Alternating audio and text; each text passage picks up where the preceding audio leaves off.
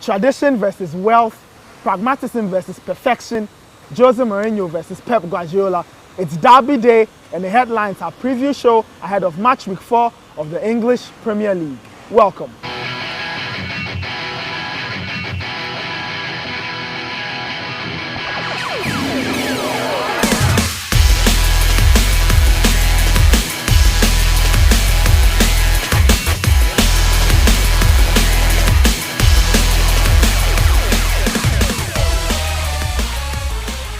Nathan Quao here, welcome to the Preview Show. We are at the lovely Holiday Inn, but we've made a little change. My partner in crime, Benjamin Nkita, has taken a pilgrimage. I don't know whether he's going to see Okonfa-Anoche, I don't know, but he's gone. I've brought in Rahman Osman. Rahman, welcome. Normally you'd be the one asking the players questions. I know. But today I'm the one asking you the questions. Much excited to speak about the Manchester. Well, it is the Manchester Derby. It gets excited. It's the first one of the season. 3 wins for either manager.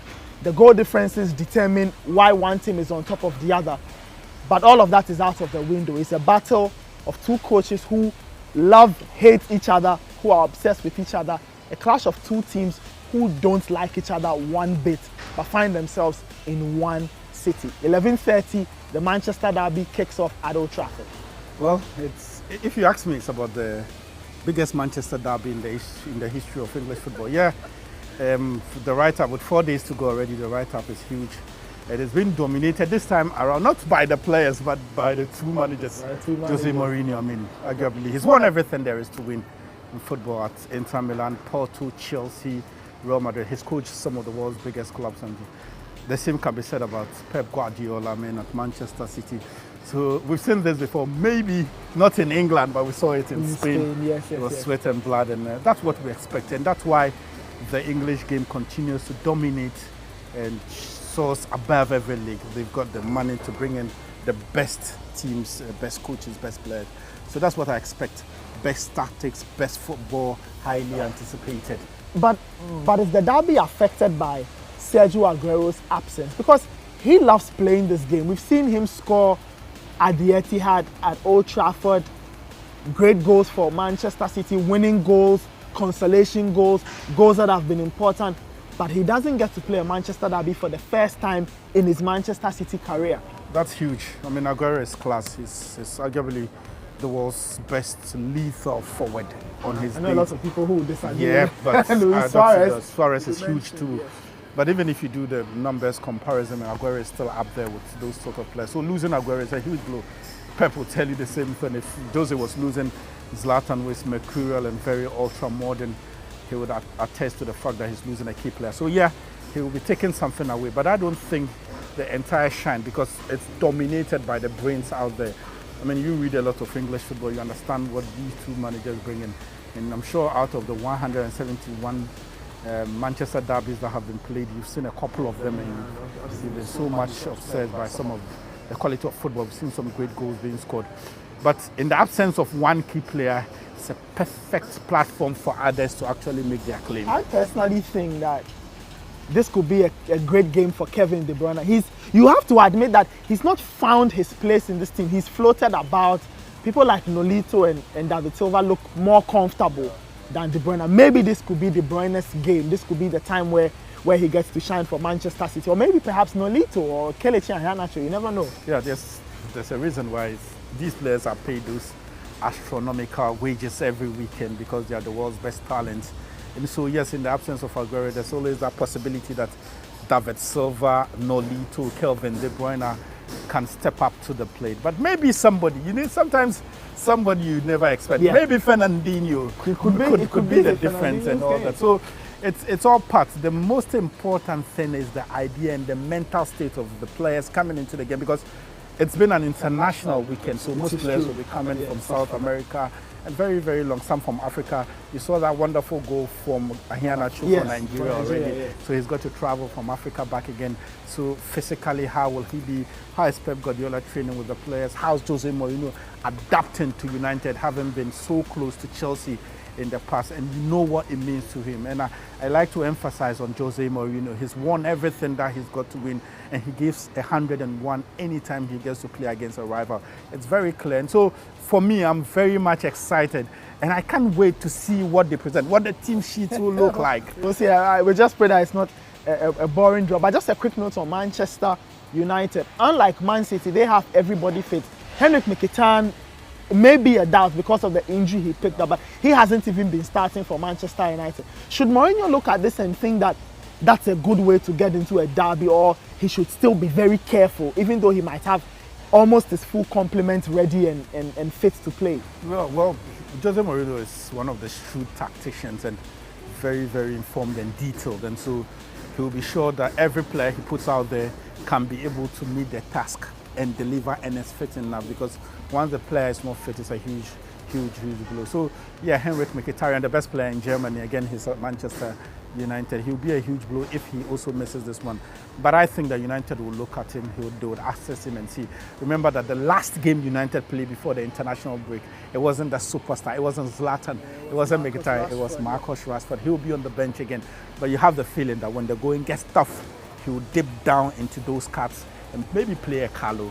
So we'll see how it goes. 11:30, that's when it kicks off at Old Trafford. For us at Citi 97.3, we will be out there on our premises enjoying the game. So you can pass by and help us enjoy the Manchester derby. But Rahman, let's talk about Arsenal and Southampton. And Arsenal, after struggling, after losing to Liverpool, they got their first win at Watford the other day. Alexis Sanchez was brilliant. He helped score and he pushed Mesut Ozil with an assist there. Now they face Southampton, who are also beginning to struggle. Ronald Koeman has left. Claude Puel is trying to put this team together. Clearly, Arsenal should walk into this game as favourites. Well, it's huge to tell. Arsenal have blown hot and cold in the first 3 games of the season. This will be the very first time they are looking to win at the Emirates. Yes. And that's huge. Ronald Koeman has walked away, like you said. The last time Southampton came to the Emirates, they walked away with all 3 points, and Arsenal lost a hold on the title. So you get the feeling that the players will be very refreshed on this particular one. They are new players for Arsenal, and I'm sure they'll be excited. Shkodran Mustafi, Yes. the guy from Valencia, German international. We saw him at the Euro. He might make his debut. He had a bit of a problem on national level, but he should make his debut.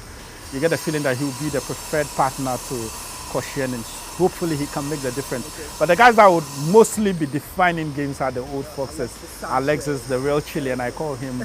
He's more better than Arturo Vidal, if you ask me. But those are my opinions. Mesut Ozil, if you ask me, the best cooker of goals is his assist numbers are crazy, and I think that in every 90 minutes there's that point of a game where he shows his class and all that. So these are players for me that will be very important. Then they have a true number 9. A lot of the Arsenal fans that will be watching us will be saying that yes, we've got Olivier Giroud and he scored a couple of goals and all that, but now they have a number 9 in Perez. And do you think he will start? No, not at all. I know Wenger very well. He's very conservative. He'll try to keep his cards very close to his chest. He won't throw him in. He will introduce him slowly, and then he'll get grip of the underside, because it's very important you do not just throw in somebody who's not really cut for the Premier League from the word go. So it's going to be a slow introduction, but of course it will lift spirits in the camp of Arsenal. For Southampton, it's extremely very difficult. I wonder if there are players out there. They sold arguably some of their best players. I mean, we've seen what Sadio Mane is doing at Liverpool. He was very instrumental for them. Graziano Pelle scored for Italy. He's gone to a couple China of already. and then the biggest loss for me has been that of Ronnie Koeman. Now they've got to actually buy into the ideas of the Frenchman they've got now, Claude Puel, very experienced and he's been around. But you get the idea that it will take time for the players to get. It will certainly take time. He's brought in Sofiane Bafou, the Moroccan international. We'll see how that one plays out, but they still have Dusan Tadic. In the first 3 games of the season, he looks like the player they will have to rely on for assists, for creativity. Shane Long is still there.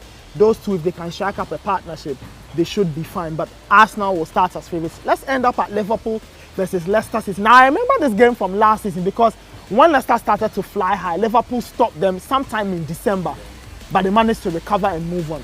Leicester have struggled to start well this season. Liverpool have had problems, but at Anfield, it's the first home game for Liverpool this season. Surely they have intentions of starting very well, and it's against the defending champions. It's a perfect opportunity to get it right after that no-show against Burnley a couple of weeks ago, and I've seen Liverpool play some jaw-dropping, mind-blowing games. Pre-season against Barcelona, they were absolutely brilliant. And in that same way, they can lose and let your jaw drop as well. In the space of 15 minutes against Arsenal on the opening day. Wonderful football. You could see pressing was immense. You could see the template of Jurgen Klopp on them. Then the week after against Burnley, you could tell that everything was disastrous. But that's where the problem is, because the name of the game is consistency. You've got to be very consistent. They play at the iconic Anfield Stadium for the first time this season. They play against a side that has been rejigged by the influence of Daniel Amate. Leicester we've seen Daniel Amate playing in midfield, but do you get the sense that Leicester have dropped slightly? Of course, with the departure of N'Golo Kante, something has changed about this team. Well, the legendary Sir Alex Ferguson once said that it's times 10 difficult defending a title than winning it. And who am I to question? Fergie has said football over, rolled it over. So it's very difficult, not only physically, but mentally. And mentally is more stronger than even physically. So yes, we can understand. And it hasn't been an easy start to the season for them. You mentioned N'Golo Kante, he's about the best ball winner in Europe. And losing him definitely will be a huge blow to any team. And we can actually see the influence it's given to Chelsea already. Yeah. So Leicester have got to build all over again. Thankfully, they've been able to hold on to some very good players, like last season's PFA player of the season, the Algerian. I mean, the Algerian gift that keeps on giving. Then also, Jamie Vardy was as influential. I have a funny feeling that they'll struggle initially, but they might not win the league. But when the going gets tough, they'll rely on players like Islam Slimani that they've brought in for a world record signing. Ahmed Musa, they call him the Nigerian Messi and all that. Those are players that have come in to actually make it more sweet.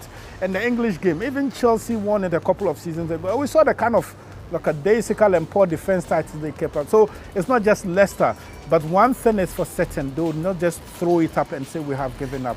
They will give it their best. So we'll see. So at Anfield, for the first time this season, we'll see Liverpool playing against defending champions Leicester, but that doesn't complete our menu. There's Swansea playing at home to Chelsea, and for Chelsea, they are hoping to keep winning on the road. They've won at Watford, they beat West Ham at home, they hope to get it right on the road in Wales.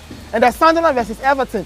David Moyes faces his former team, but this time he has to face a manager who is shrewd, who is astute, and who is great in Ronnie Koeman. And that's our show for today. Join us on Saturday from 11 a.m. live on air and online as we build up to the greatest Manchester derby in all 171 encounters. So it's United taking on City at Old Trafford from 11:30. But when the football ends, or when the football is all said and done, there's the City Business Olympics. So I'm sure you've been watching the games at work, you've been running, you've been playing tennis, basketball, and you actually feel there's an inner Steph Curry, there's an inner Usain Bolt, and there's an inner Lionel Messi. Here's your shot. 24th of September, join us at the Burma Camp Leisure Centre. It's the City Business Olympics 2016. Who wins the greatest award? Who wins the biggest prizes? Join us there. Plus, there'll be football on the side. Chelsea versus Arsenal will be served alongside the corporate games.